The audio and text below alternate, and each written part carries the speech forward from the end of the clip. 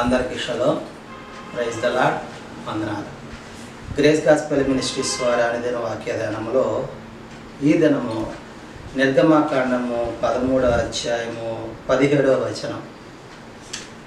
మరియు ఫరో ప్రజలను పోనీయగా దేవుడు ఈ ప్రజలు యుద్ధము చూచినప్పుడు వారు పశ్చాత్తాపపడి ఐగుప్తుకు తిరుగుదరేమో అనుకొని ఫిలిస్తీయుల దేశము సమీపమైనను ఆ మార్గమున వారిని నడిపింపలేదు.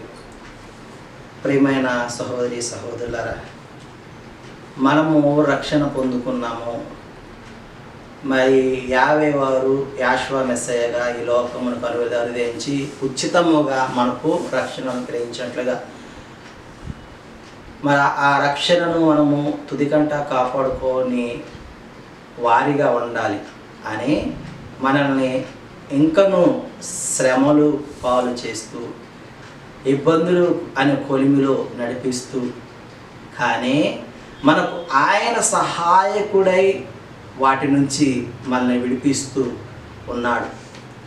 ఇక్కడ కూడా ఆయన వారి హృదయ ఆలోచనలు ఎరిగినాడు కాబట్టి, ఇజ్రాయేలీల హృదయ ఆలోచన ఎరిగినాడు కాబట్టి అక్కడ యుద్ధములు జరుగుతున్నాయి.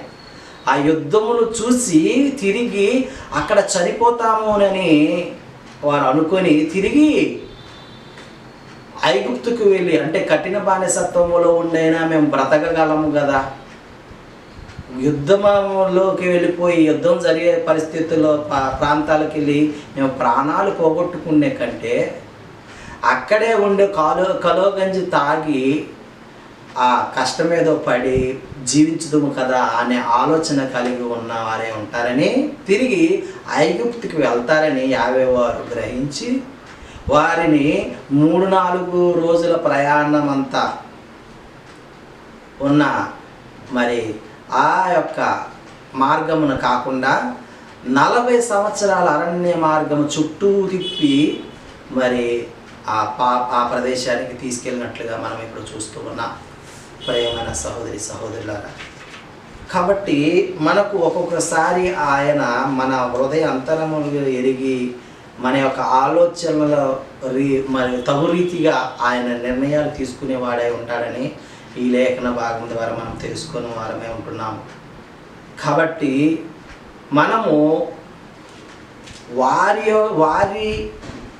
వారి నడిపించినటువంటి అహరోనులు, మోషే గారు, యోసేపు వారు, వారికి ఉన్నటువంటి దూరదృష్టి కానీ విశ్వాసము కానీ మనకున్నదా ఈ దినమున మనం పరిశీలన చేసుకోవాలి. ఎందుకనంటే ఇక్కడ మనము ఒక వచనము చదువుకుందాం.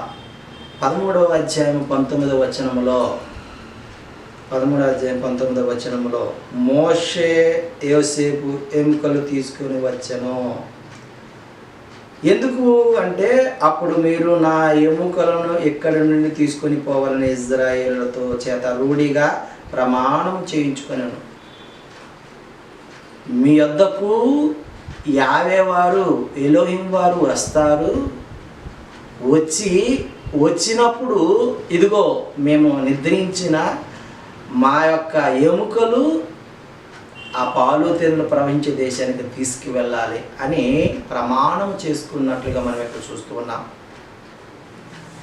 అలాంటి విశ్వాసం, అలాంటి నమ్మకం మనం కలిగి జీవిస్తూ ఉన్నామా? ఈ జీవితకాలం చాలు, ఇప్పుడు బ్రతికినంత కాలం మంచిగా బ్రతికితే చాలు, నా కుటుంబం మంచిగుంటే చాలు అనే ఆలోచనలో ఉన్నావా? చనిపోయిన తర్వాత తిరిగి ఆయన వద్దకు చేరుతున్నామనే నిరీక్షణ నీలో నాలో ఉన్నదా? మోషే యోసేపుల వలె వారు బ్రతుకున్నప్పుడే చెప్పారండి, వారు